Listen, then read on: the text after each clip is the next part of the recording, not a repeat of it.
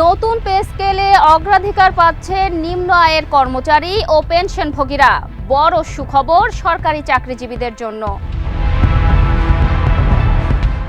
বন্ধ শিল্প কারখানা সচল করতে বাংলাদেশ ব্যাংকের বিশাল উদ্যোগ।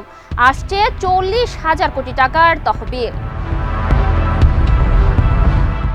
আইনি গ্যারাকলে মার্কেন্টাইল ব্যাংক, নো ডিভিডেন্ডের সিদ্ধান্তে বাড়তি করের বোঝা। আমন্ত্রণ এনপিবি বিজনেসে, আপনাদের সাথে আছি আমি নীলা ইসলাম। শুনছিলেন শিরোনাম, এবার বিস্তারিত।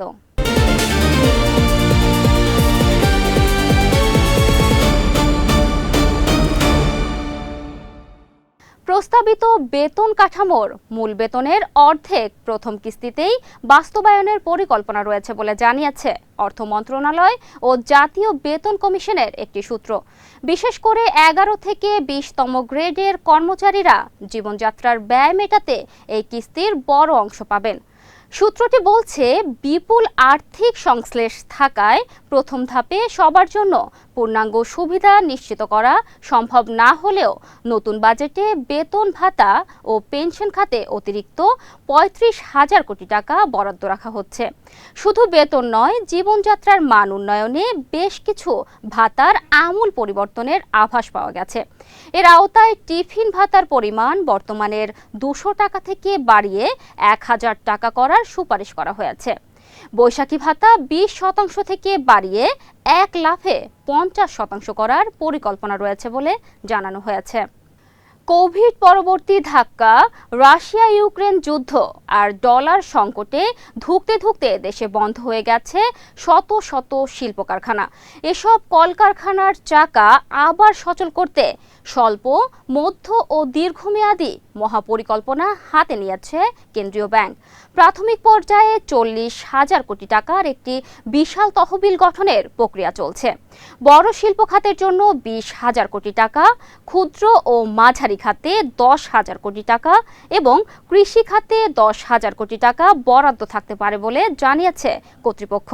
এই তহবিল থেকে দেওয়া ঋণের মেয়াদ হবে 1 থেকে 1.5 বছর, যা মূলত চলতি মূলধন হিসেবে ব্যবহার করতে পারবেন উদ্যোক্তারা।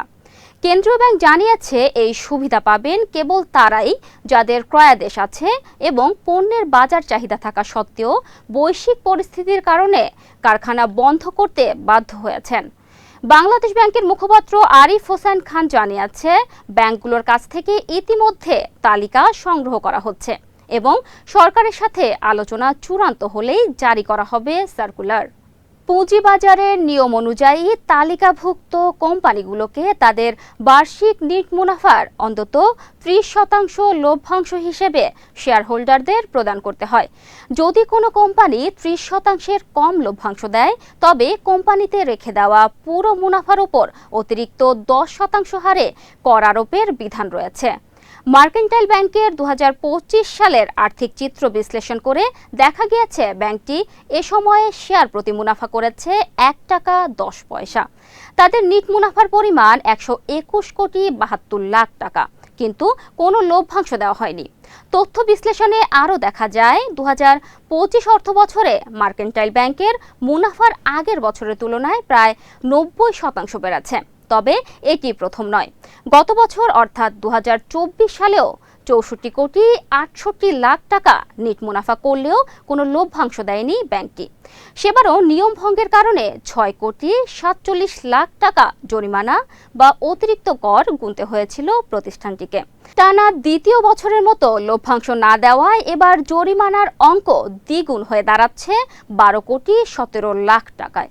সপ্তাহের শেষ কার্যদিবসে দেশের প্রধান পুঁজিবাজার ঢাকা স্টক এক্সচেঞ্জের দরপতনের শীর্ষে উঠে এসেছে ইস্টার্ন ব্যাংক পিএলসির নাম। আজ শেয়ারটির সর্বোচ্চ দর কমেছে 9.81%। দরপতনের দ্বিতীয় স্থানে রয়েছে নুরানি ডাইং অ্যান্ড সোয়েটার লিমিটেড। শেয়ারটির সর্বোচ্চ দর কমেছে 6.66%। তৃতীয় স্থানে মিথুন নিটিং অ্যান্ড ডাইং লিমিটেড। শেয়ারটির সর্বোচ্চ দর কমেছে 6.28%।